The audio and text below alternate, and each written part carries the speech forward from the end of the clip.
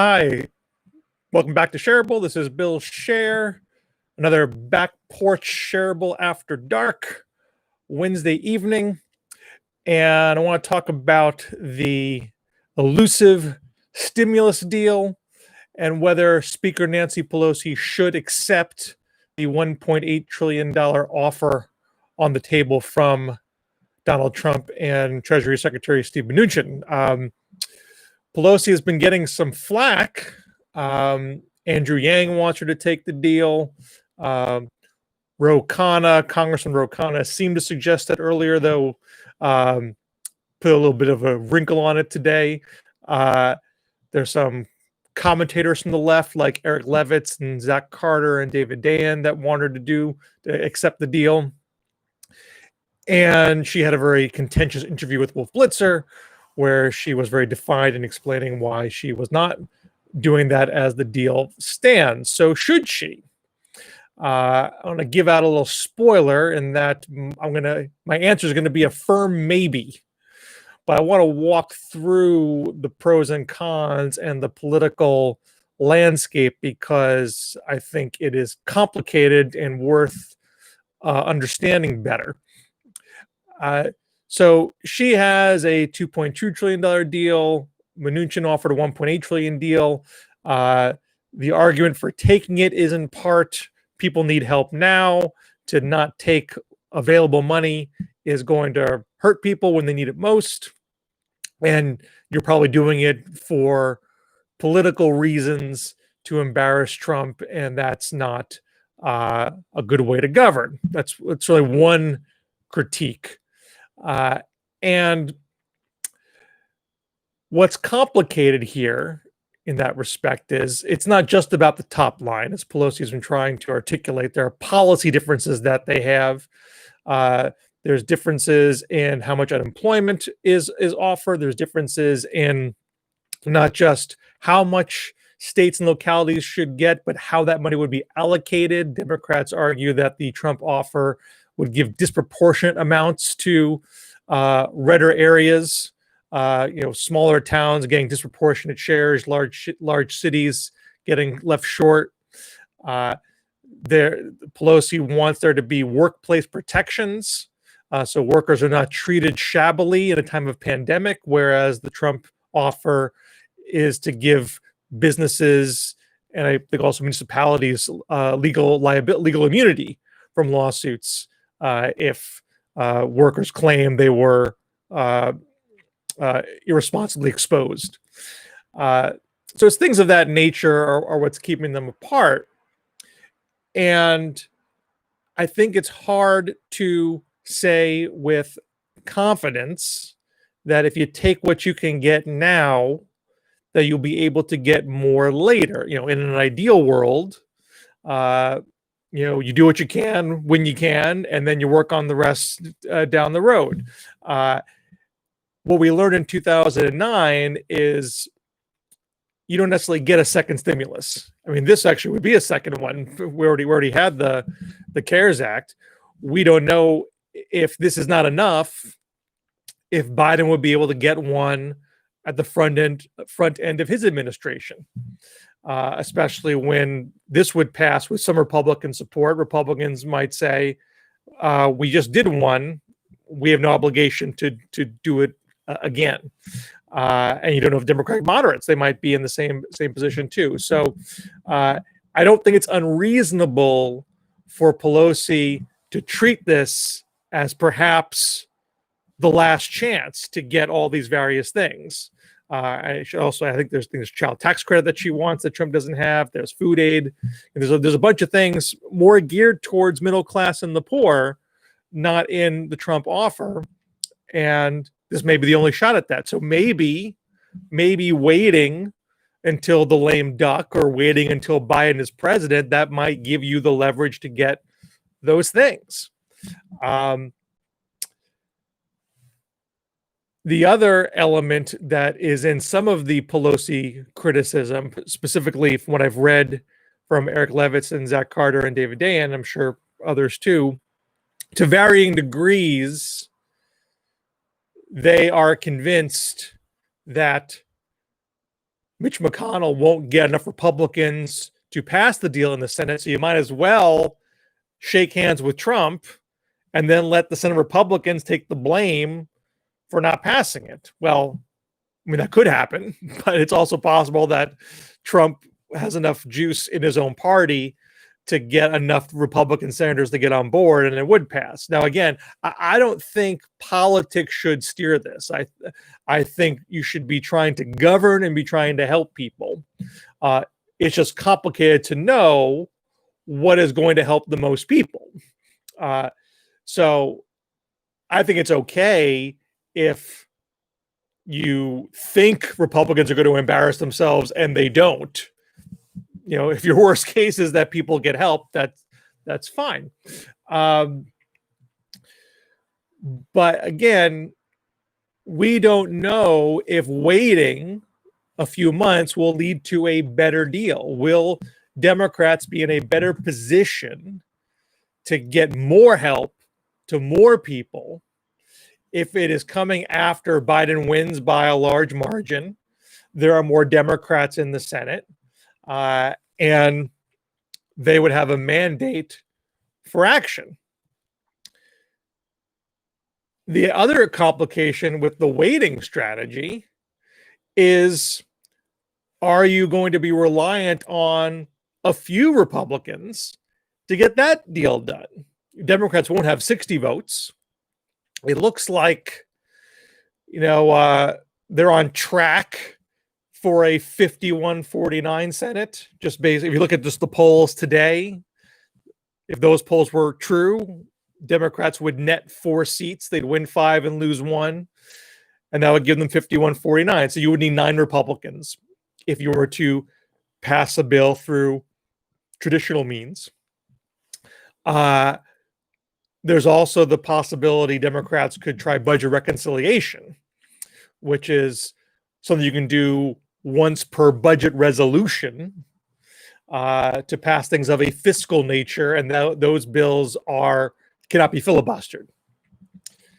So you could say, well, it doesn't matter what the Republicans say because you have that option.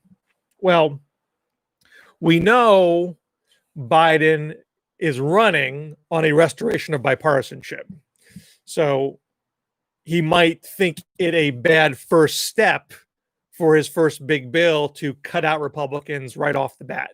And that might not engender a dynamic for winning over their support for other big issues. So he might want to start by giving Republicans a chance to show they are prepared to be bipartisan. And that puts a certain pressure on both Biden and Republicans if that's the path he's taking, because Republicans could play obstructionist, not give them any quarter. And then if that's the case, many Democrats would say, well, you have to go nuclear. Your attempt to go bipartisan has failed. If they can't be bipartisan during an economic crisis, well, when can they? So that could force a nuclear option confrontation right away.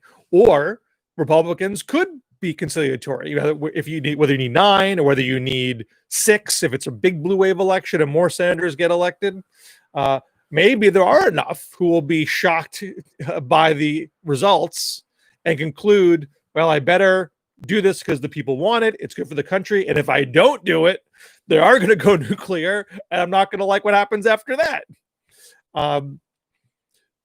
So there's just a lot of unknowns there that I think make it hard for anyone to say, I know exactly what the correct politics are.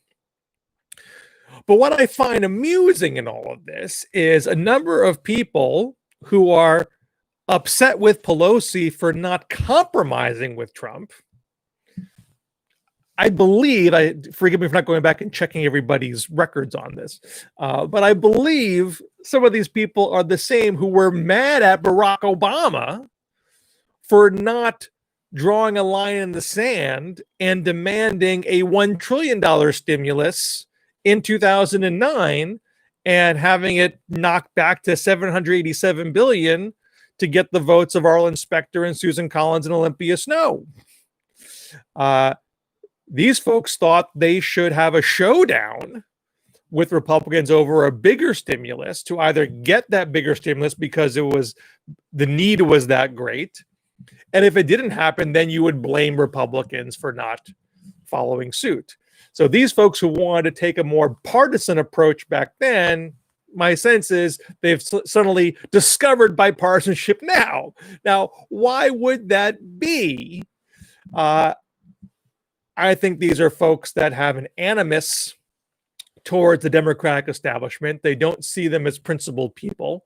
They want to tag them as being soulless and uncaring, and they're mistrustful of their motives, which I think is unfair. I would argue Obama got the most that he could at that moment, and getting 1 trillion. It's not even clear that the Democrats would be fully on board for 1 trillion. There were a good number of Democratic moderates, fiscal conservative moderates in that caucus, and they might have blanched at that too.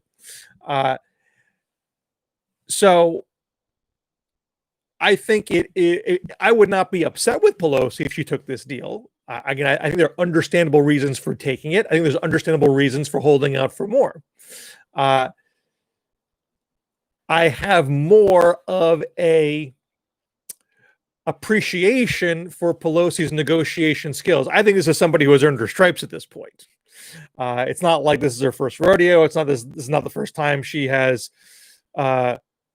stood her ground and tried to stare down the Republicans and got in her way at the end. And we're not in the room, and we don't know exactly what's transpired between her and Mnuchin. So I'm not the kind of guy who's going to second guess her in the moment. I mean, she's not infallible. You might look at what she does at the end of it all and critique it. No one is above critique.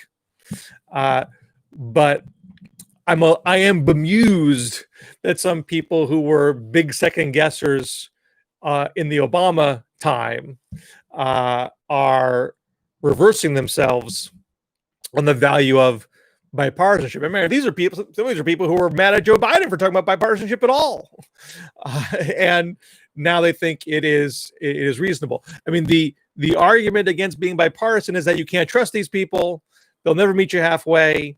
Don't even bother trying. And now you see, especially in terms of Trump has political reason to give in to some extent. He wants checks in the mail before Election Day. And there may be other political reasons, transactional reasons that other Republicans might want to do business after the election. It's just hard to say at this point. I see one question in the chat here. Why accept the deal when Democrats could get their arms held behind their back when Biden takes over and have to do massive austerity? I mean, again, that's possible.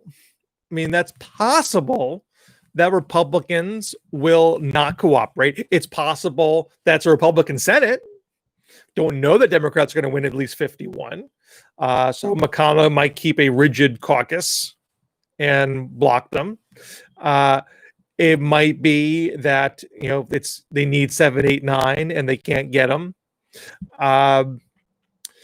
So there's just a lot of unknowns there, which is why I don't feel comfortable saying you should definitely do X or definitely do Y. It's a very complicated set of circumstances, and it's not something that I think can be easily gained from the inside or the outside. I do think that if a deal gets done now, before the election or during the lame duck, then you probably don't get a stimulus bill as the first order of business in a Biden administration. And that may take some pressure off Biden to get a quick bipartisan win. It also may be that an economic stimulus might be the easiest bipartisan win to get. It might be easier for Biden to convince 7 to 9 Republicans, you got to do this for the country, easier than to get their cooperation on a climate bill or a healthcare bill or an immigration bill or a gun bill or a voting rights bill. so much is unknown because we don't know how Republicans are going to react, absorb, perhaps change in the wake of what looks like a very large defeat in a few weeks. So my own personal take at the end of all this is I give Pelosi the benefit of the doubt. I think she has earned that latitude as a master negotiator. But I understand the different arguments on both sides of this issue. I do think if you are arguing for Pelosi to be bipartisan now, perhaps you should reassess your attitude about bipartisanship going forward. I'll leave it at that for this edition of Scherable. And please subscribe if you haven't already. If you want to support this financially, you can go to patreon.com/BillScher, BILLSCHER. And I'll have another one up here real soon. Take care.